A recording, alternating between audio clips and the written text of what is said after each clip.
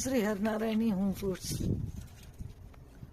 ఈరోజు నేను tasty టిలోపియా fishes fry చేస్తున్నాను. ఈ టిలోపియా చేపల్లో ముళ్ళు అసలు ఉండవండి. 1 టీ స్పూన్ సాల్ట్ వేసుకుంటున్నాను. సరే, అల్లం ఎల్లిగడ్డని వేస్తున్నాను, ఎందుకంటే చేపలు వాసన ఎక్కువ వస్తాయి. అంతా నూనెతో నేను మిక్స్ చేసుకొని చేపలకు తట్టించి నేను ఫ్రై చేసుకుంటాను.